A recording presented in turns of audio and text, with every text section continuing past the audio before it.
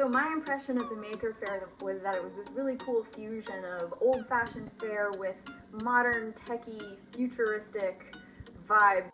But what impressed me the most at the fair was this rocket launching booth that was being run by an 11-year-old kid. That booth was mobbed the whole time because I guess who doesn't love building a rocket and launching it as high as you can into the air. The kid who was running the booth, his name is Noah Schwartz, is not only a rocket designer, but he is also an entrepreneur.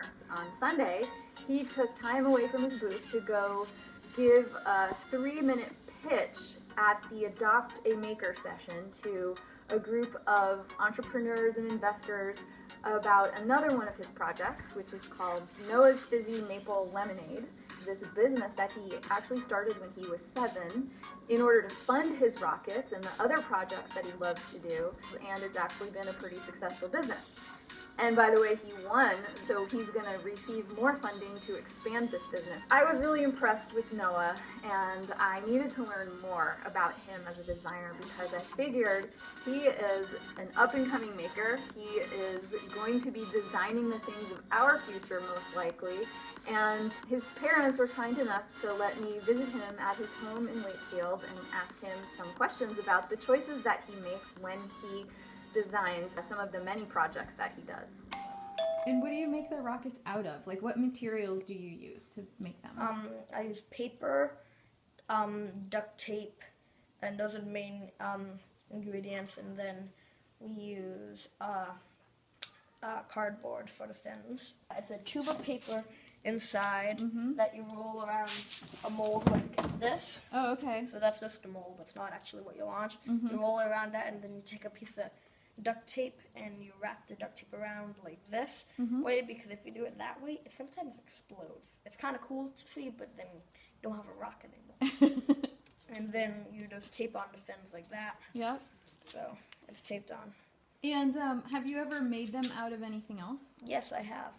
But I've made it out of plastic before, and I just had like a water squirter that was broken laying around, so I cut it and I tested it, and for a while it worked until it smashed into the ground and it didn't really work anymore. But for the first like 20 times it worked well. This one just might look like a smaller one, but it actually isn't, because I made this one out of metal, and the fins are actually duct tape. They're just duct tape instead of duct tape and cardboard. So what do you think is the best materials to make your rockets out of?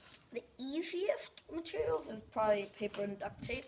It's just the easiest to come by, not like metal or plastic. Right. But best materials, I still kind of think this, but I haven't.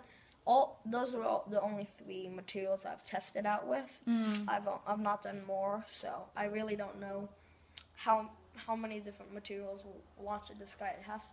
The requirements would have to be light and have to be able to bend into a circle.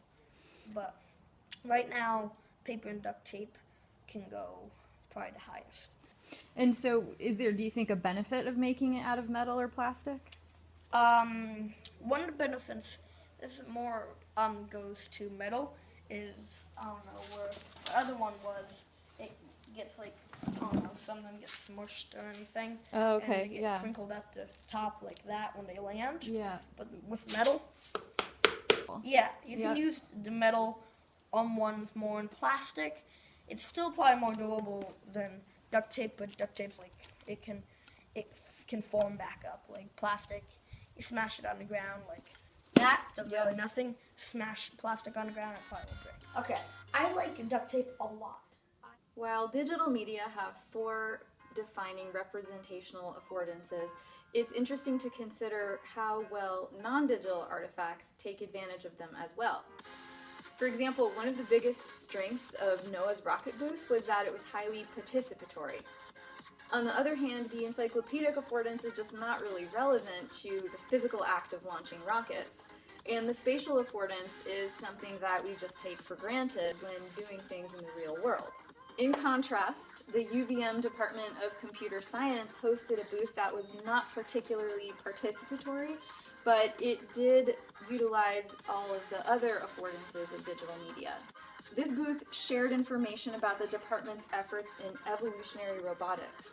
Programmers are utilizing the procedural affordance to teach robots how to adapt to changing circumstances through multiple simulations.